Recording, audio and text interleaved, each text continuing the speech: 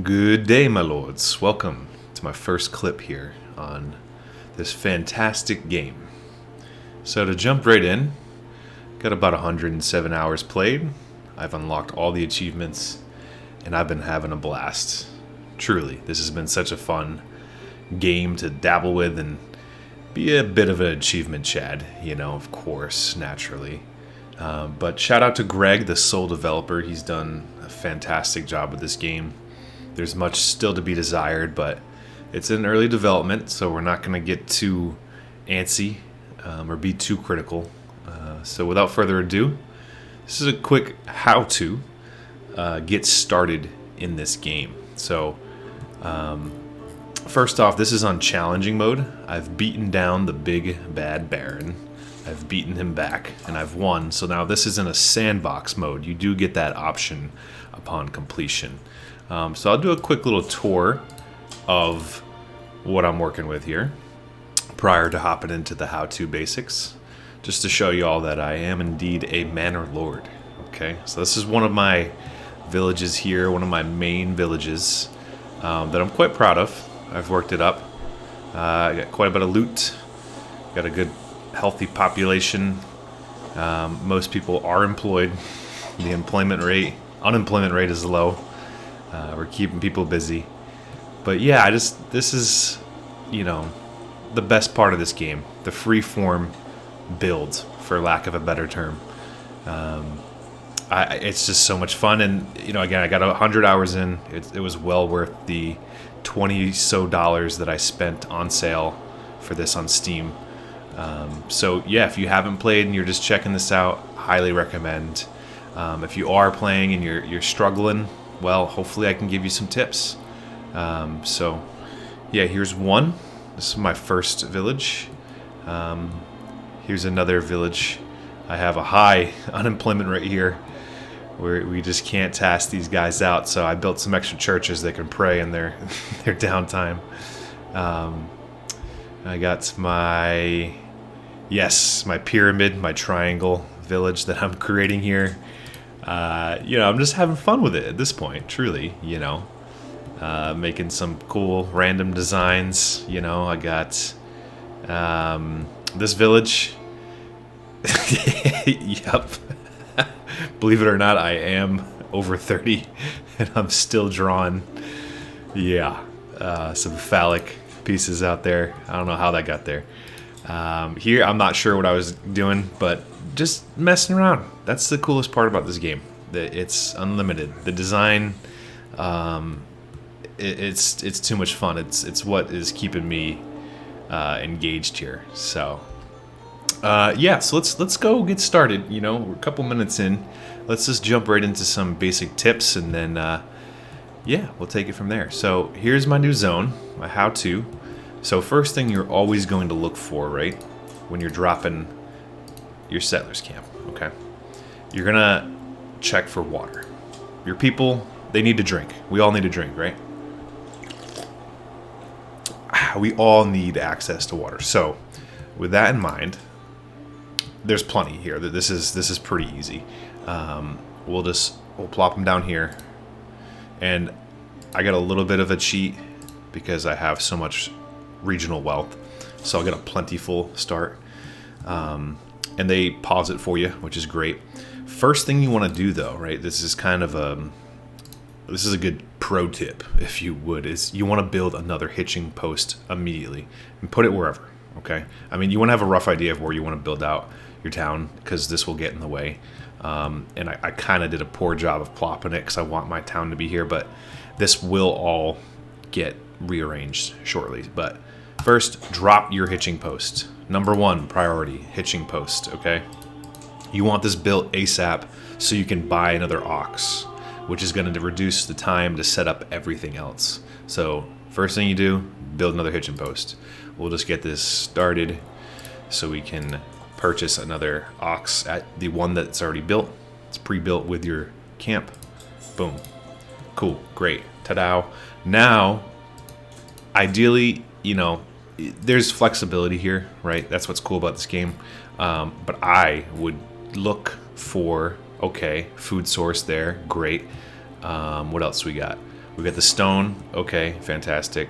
We do have berries, a rich clay, and an iron. This is a very healthy region. So, you know, with that in mind, I'm going to build out this way. I'm going to first drop my hunter's camp. You don't want to get too close because that will cause migration. Tells you they're right there, right? So you want to keep it a little bit out. Get that built. Now, next up is storage and granary. In my opinion, this is the way that I do it, because I'm going to center all of my berg plots, right? These are going to be centered, and then my berg plots are going to kind of branch out around this. This is the basic formula that I have in all my other villages that I'll show you real quick, right? So it's kind of a standard that I always do.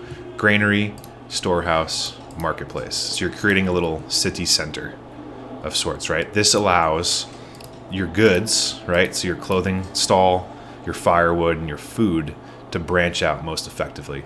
And as you get later in the game, you're going to have to build multiple of these, okay, to ensure that everyone's getting fed and everyone's getting their supplies.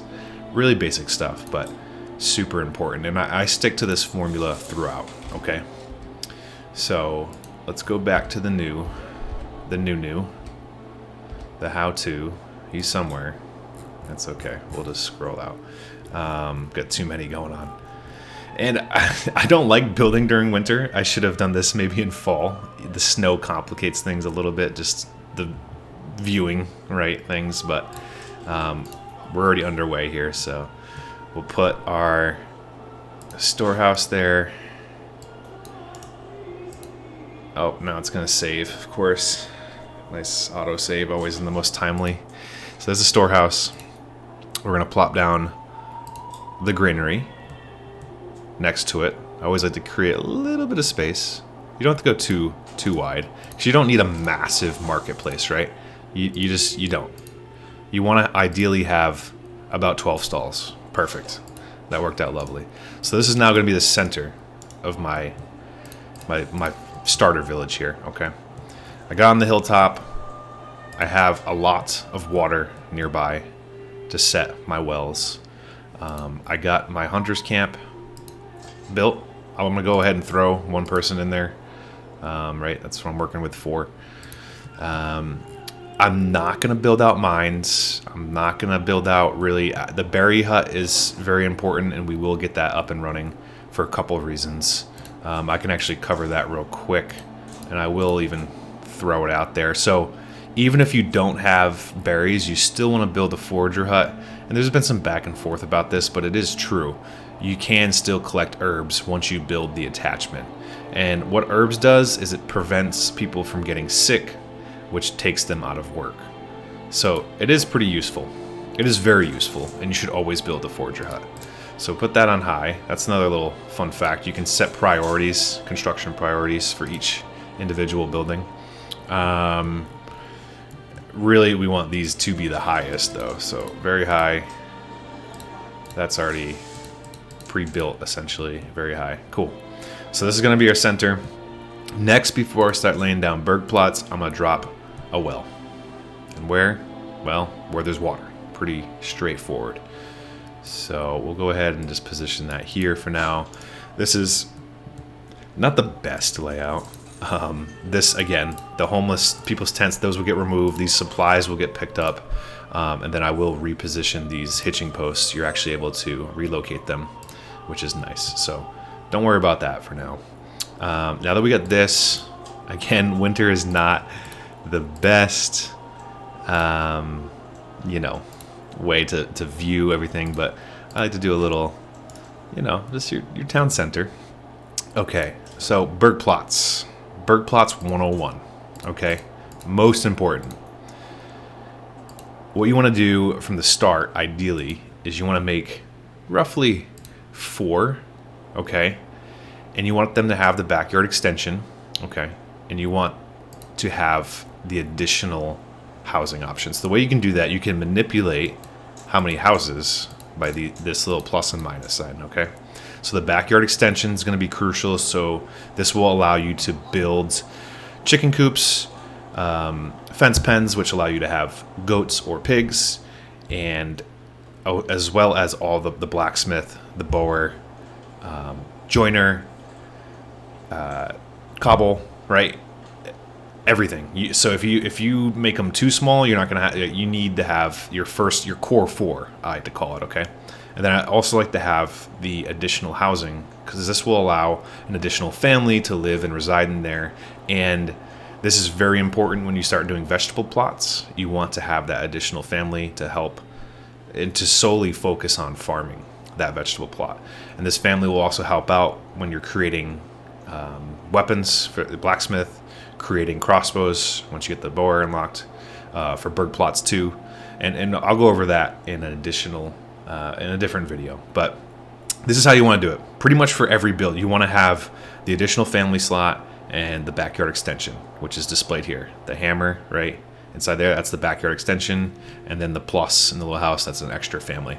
So core 4, boom, got those built out right in front of my storehouse, marketplace, and granary. So yeah, that's a really rough down and dirty. I kept it kind of short, kind of quick. It's already 11 minutes. I was trying to rush, not too fast, but to make this digestible. So yeah, that's kind of the prio order that I found most effective: is hitching post, buy another ox, granary, marketplace, storehouse, centralize it, ensure you have water, build out your bird plots with extra family and backyard extension, and start getting some food up and running, okay? Yeah, I'll cover kind of what's next to ensure that you get bird plots too, and a stone church, and I'll cover kind of the prio there. And yeah, hopefully this is helpful for y'all. All right, best of luck.